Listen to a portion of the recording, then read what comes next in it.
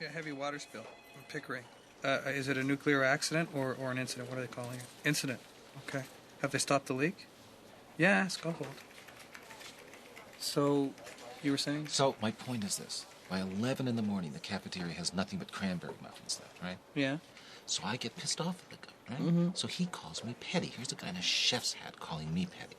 Here's what happens. I pick up a cranberry muffin, just to take a look. Right. I put it back on the rack. Right? It rolls off onto the floor. The guy freaks out and charges me for the muffin, right? Uh-huh. So I take another cranberry, and I crumble it on the floor. Hang on. There's containment, so they shut the reactor down? No, I'm just wondering. It's like 20 miles from Toronto. Yeah, I'm here. Go ahead. Okay, so the guy calls me a rich asshole, which is clearly anti-white racism, right? Yeah. So I say to him, what, in Mexico they don't know the difference between cranberry and bran? Actually, he's from Turkey. He's Turkish. Yeah, well, that's not the point. No, okay? it's a big difference. Different country, different culture. Listen, can we get by that? Can we get by that? Okay, yeah. A statement on camera? Yeah, we'll take that. Good. Look, I don't know what you want from me. I gotta go. I gotta get a camera crew to Pickering. I mean, I want your support. Okay. Okay? Because I know you had that situation with the soup. This guy's got an attitude, right? Remember the time you asked the guy to ladle the soup from underneath because there was scum on top, and he still ladled the scum into your bowl? Oh, Jesus, that was 2 years ago, the soup thing. I can't believe you could possibly remember something so petty. The muffins are just a subtext here, okay? The guy calls me petty, and he virtually calls me a racist.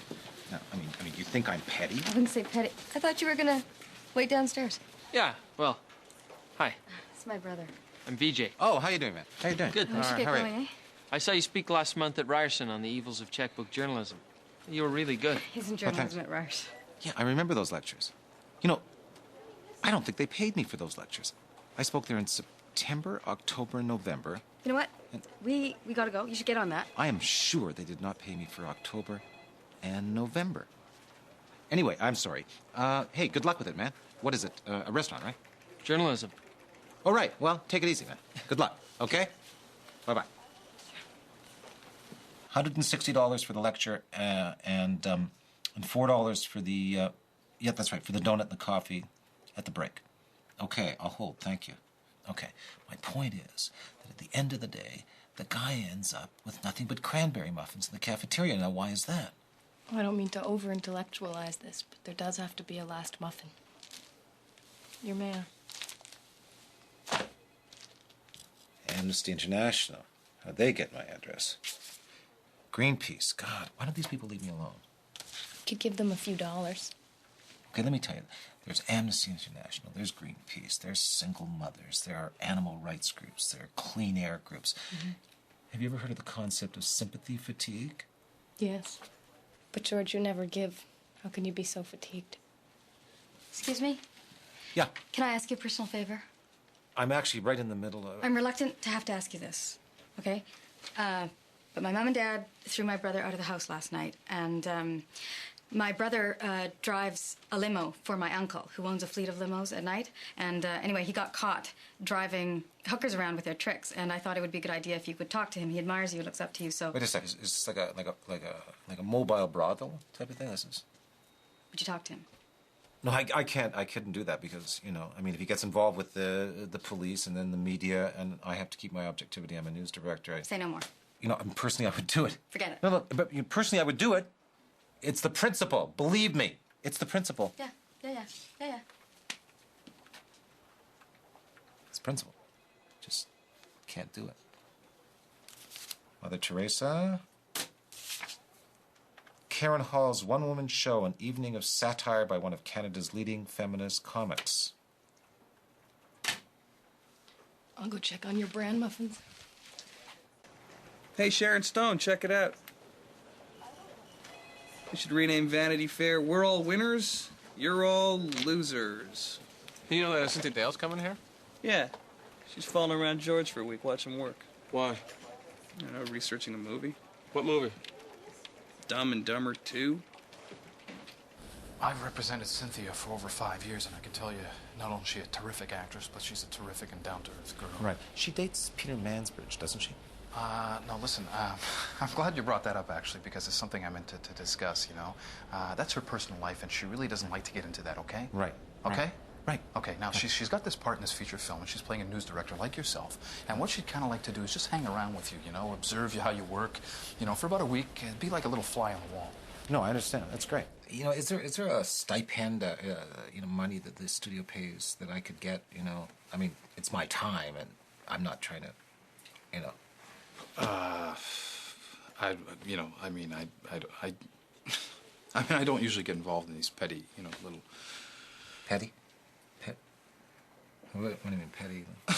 No, I didn't mean you're petty. I didn't mean you're. No. You're petty. I mean. But I'm just asking, you know, I mean. I don't get involved in these little, you know, these little amounts. Well, you mean you keep saying little, I mean. So there's nothing, is there? Maybe they'll throw a few dollars your way. I don't know. You know. They'll throw, I mean, is that how they do it? I mean, they don't, they just throw money? Well, no, I know. Or they write a check? Or... I mean, I don't want to make let's not make a deal of this. It's a privilege to have Cynthia here. I would just... It's you know, it's a legitimate question you have there about, you know, but like I said, I mean, I don't really usually get involved in this kind of stuff. You know? Okay, but forget I asked. I'm just, you know, wondering, you know, would it be more than, you know, 100? So I don't want people making a big deal about me being here, okay?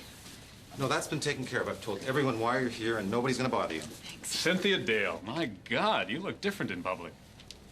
Jim, I mentioned Cynthia doesn't want to be bothered, okay? No, I mean smaller. Oh. I'm Jim Walcott, by the way. Hi. Peter might have mentioned me to you. No. You know, I just want to say with Street Legal, I honestly didn't think it was the greatest, but I thought you were fantastic. Well, thanks, Jim. Thank you. Thank you for that. I know you're here to research Newsbreak, feature film, and I got a hold of the script and made some notes. Not so much on character or plot development. I think those work kind of well, but verisimilitude, Jim. real news game. Jim, I told you she doesn't want to be bothered, okay? Thank you. No, I don't mean that. I think the script works okay. It's not bad, but I have some ideas about the news stuff that you might be... Jim, for Christ's sake. Cynthia doesn't want to hear your ideas. I'm sorry. I didn't. Yeah. No, I know, Okay. I know what time's like. I got to run too. Okay, good. I just want to say with Street Legal, you know, you were 5 years on the air. 7, actually.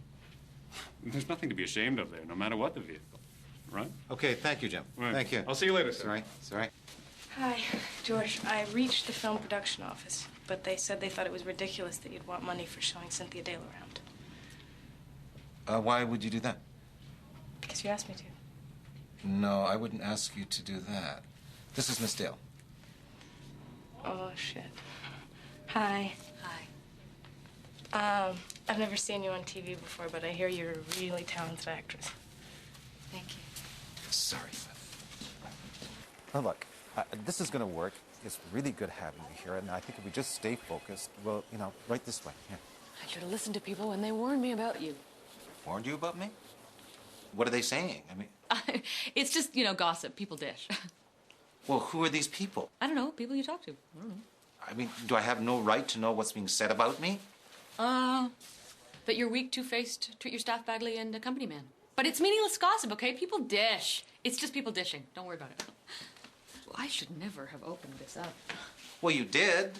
You brought it up. I mean... Peter and I were talking, and it just came up, you know. What, Peter who? Mansbridge? Oh, yeah.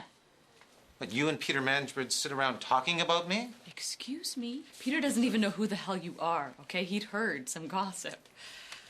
What do you mean he doesn't know who I am? Well, I'm a news director. Okay, he thought he recognized your name, but, you know, he'd heard that you were... I'd like my private life to stay private, okay? He heard that I was what? A liar. Well, you know, at least I have my hair, you know. I set this up for Cynthia as a favor to Peter Mansbridge. Hey, he said I was weak. He said I was two-faced. I think you're being petty. Where's this petty? What do you mean petty? Where are you getting this? Look, Cynthia just wanted to get her research done. done. No, let's go back to the petty. Is this a line on me? This has nothing to do with you. This is about Cynthia trying to get some work done here. You're being childish. Let the woman do her research. Let her do her research, fine. You know, she should research around for a new boyfriend, one with hair. You see, it's shit like that. I'm sorry. He's trying to squeeze money from the production company for this, too. But can we make this work? Okay, before we start this morning, I'd just like to bring attention to the new face in the room, a very attractive face. Cynthia is one of our, you know, best and biggest stars. Cynthia